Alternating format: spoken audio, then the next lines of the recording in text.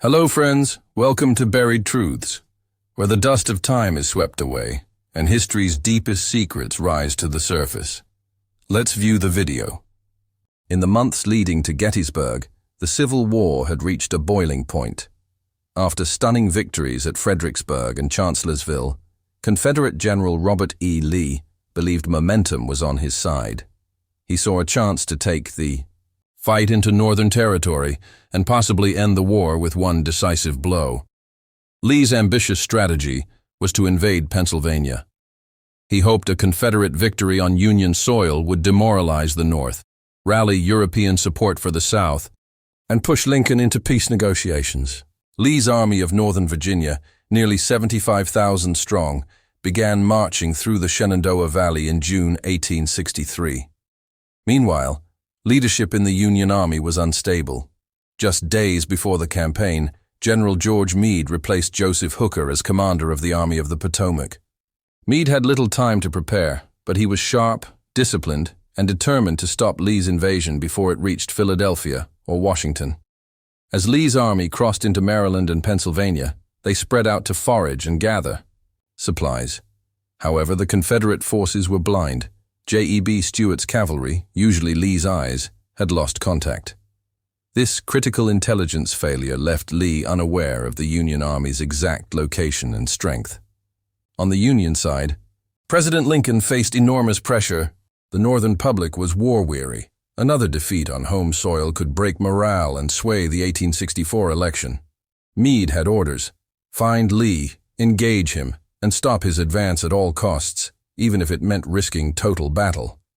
As the armies converged, Union scouts detected Confederate movement near the small Pennsylvania town of Gettysburg. Neither side initially intended to fight there, but a collision became inevitable. The town's roads acted like spokes of a wheel, drawing both armies toward a fateful encounter neither had fully planned. By June 30th, elements of both armies were within miles of Gettysburg. Tension filled the air. The greatest battle ever fought on American soil was about to erupt, not by design, but by destiny. The stage was set for a brutal clash that would change the course of American history. The morning of July 1st, 1863, began quietly in the town of Gettysburg. Few residents expected their small Pennsylvania community to become a battlefield. But as Confederate Brigadier General Henry Heth's division approached from the west in search of supplies, they unexpectedly ran into Union cavalry under General John Buford, sparking a fierce encounter. Buford recognized the strategic value of the ridges surrounding Gettysburg and decided to delay the Confederate advance. His outnumbered cavalry used breech-loading carbines to hold off Heth's troops, buying precious time. Buford's resistance was calculated. He knew Union infantry reinforcements were marching rapidly toward the town. By late morning, Union General John Reynolds arrived with the I Corps to support Buford. A respected and experienced leader, Reynolds quickly committed his forces to the fight. Tragically, within minutes of entering battle, Reynolds was struck by a bullet and killed instantly. His death dealt a heavy blow to Union morale. Despite the loss of Reynolds, Union troops fought tenaciously through the fields and streets of Gettysburg. Confederate pressure mounted as more divisions under Generals Dorsey Pender and Jubal Early joined the attack. Union lines stretched thin, and by afternoon the sheer weight of Confederate numbers began to tip the balance. Union forces, now under General Abner Doubleday, gradually gave way under relentless Confederate assaults. By late afternoon, they were pushed back through the town, suffering heavy casualties. Gettysburg's narrow streets turned into chaos as retreating Union soldiers struggled to regroup amid civilian panic and collapsing lines. The battered Union remnants retreated to Cemetery Hill, a strong defensive position south of town. There, General Winfield Scott Hancock arrived and took command, rallying the troops and stabilizing the front. Although the Confederates had taken the town, the Union now held the high ground, a position that would prove critical in days to come. Night fell over Gettysburg, littered with the wounded and dead. Fires burned in the streets, and both armies prepared for what lay ahead. The first day had ended with a Confederate tactical victory, but strategically, the Union's hold on the high ground would shape the rest of the battle. At dawn on July 2nd, Both armies had fully arrived and braced for the next clash. General Lee believed the Union left flank was vulnerable and ordered Lieutenant General James Longstreet to strike there. His goal was to roll up the Union line from the south and secure a decisive breakthrough. Delays plagued the Confederate attack. Longstreet, who disagreed with Lee's plan, moved slowly. By the time his divisions were in position, it was late afternoon. The Union left, anchored on Little. Round Top became the focal point. If the Confederates seized it, they could fire down on the entire Union line. Union General Gouverneur K. Warren realized the hill was unguarded and rushed reinforcements just in time. Among them was the 20th Maine, commanded by Colonel Joshua Lawrence Chamberlain. Facing overwhelming numbers, Chamberlain's men held the line through desperate hand-to-hand combat in the rocky terrain. Out of ammunition and surrounded, Chamberlain ordered a bayonet charge. The bold maneuver stunned the attacking Alabamians and saved the Union flank. This action became legendary, symbolizing the determination and grit of Union soldiers who refused to break, even when the odds turned grim. Elsewhere, intense fighting erupted in the Peach Orchard, the Wheat Field, and Devil's Den. Each site witnessed horrific casualties as Confederate and Union lines surged back and forth. The ground was soaked with blood, and the air filled with smoke and screams. Neither side gained clear control.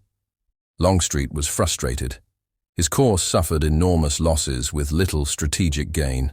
Lee's expectation for a swift victory evaporated amid confusion, brave Union resistance, and poor coordination among Confederate divisions. The window to crush Meade's army was closing rapidly as Union lines remained intact. As night fell on July 2nd, the battlefield was a broken landscape of bodies, shattered trees, and abandoned guns. The Confederates had come close to breaking through, but Union forces had held. The cost was staggering. The struggle at Gettysburg had reached a terrifying new level of intensity. The morning of July 3rd opened with a tense stillness across the Gettysburg battlefield. Both armies were battered, but Lee was determined to strike again. He believed the Union center on Cemetery Ridge was weak and could be broken with one massive, concentrated assault, an attack that would become known as Pickett's Charge. The plan was bold but risky. Lee ordered General George Pickett, along with divisions under Pettigrew and Trimble, to lead the charge across nearly a mile of open ground. Before the infantry advanced, Confederate artillery unleashed a thunderous 2-hour bombardment, the largest of the war, intended to shatter Union defenses. Union artillery fell silent during the bombardment, creating the illusion that their batteries had been destroyed. In reality, Meade had ordered his gunners to conserve ammunition. As the Confederate infantry began its advance, Union guns roared back to life, unleashing deadly volleys from behind stone walls and ridgelines. Pickett's men, nearly 12,500 strong, marched in perfect lines into a storm of fire. Shells and bullets tore through their ranks as they crossed the open field. The Confederates reached the Union line in only a few scattered places, including the infamous high water mark at the stone wall near the angle. There, fierce hand-to-hand combat erupted. General Lewis Armistead briefly breached the Union line before falling mortally wounded. It was the closest the Confederates came to victory, but they lacked reinforcements and momentum. Union troops counterattacked with brutal precision, repelling the assault and inflicting massive losses. Within an hour, Pickett's charge had collapsed. Half of the Confederate attackers were killed or wounded. Pickett's own division was shattered. Lee, watching from a ridge, muttered, "It's all my fault." The charge had failed utterly. The once proud Army of Northern Virginia was now forced to fall back in retreat. As dusk settled over Gettysburg, Lee's army began preparations to withdraw southward. Meade chose not to pursue, weary from the struggle. Gettysburg was over. The Union had held. The high tide of the Confederacy had broken, and the war's momentum began to shift irreversibly toward the north. When the cannons fell silent on July 3rd, Gettysburg was a landscape of unspeakable horror.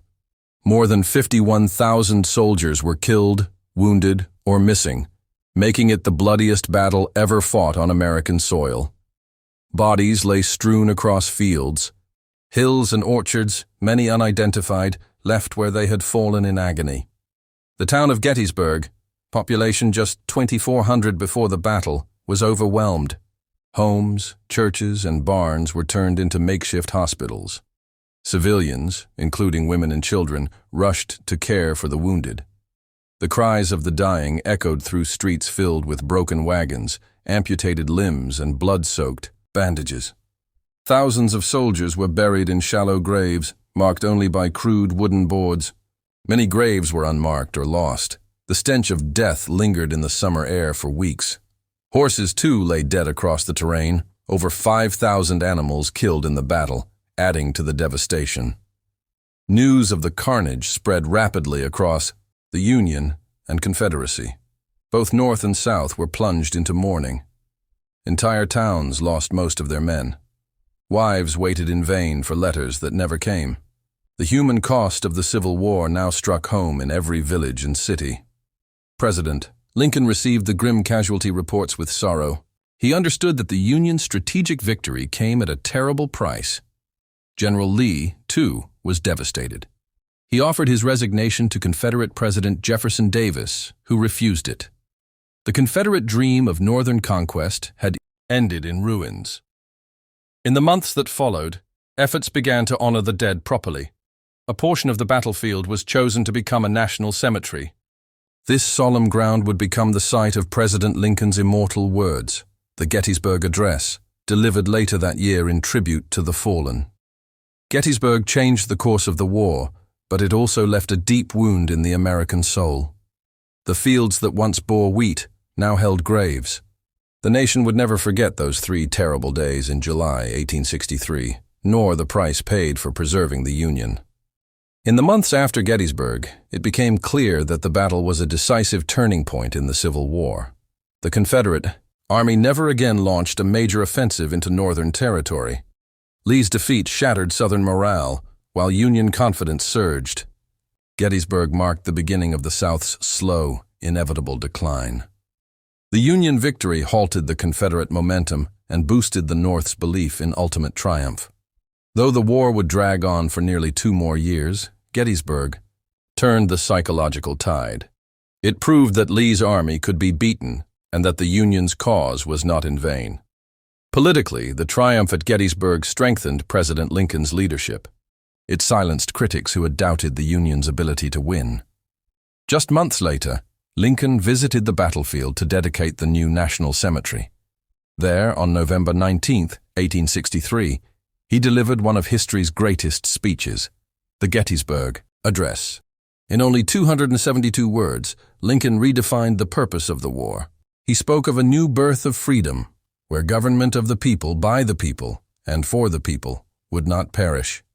His words honored the fallen and reminded the nation of its founding ideals in the midst of chaos. The legacy of Gettysburg also inspired military leaders and soldiers alike. The heroism at Little Round Top, the resolve at Cemetery Ridge, and the sacrifice during Pickett's Charge became symbols of courage. These stories were retold in letters, newspapers, and eventually history books that shaped American identity. Today, Gettysburg remains one of the most visited and studied battlefields in the world. It is preserved not only as a national park, but as a shrine to unity and remembrance. Monuments stand across the fields where men once fought and died, each stone echoing with the past. The Battle of Gettysburg was more than a clash of armies. It was the moment the Union stood firm against disintegration. Its legacy lives on in words, in memory, and in the enduring hope that from great sacrifice can rise a stronger, freer nation. If you're passionate about uncovering the forgotten stories of our past, make sure to hit that subscribe button and turn on the notification bell. Don't forget to like the video if you're enjoying the journey so far. And stay tuned because there's so much more history waiting to be unearthed, right here on Buried Truths.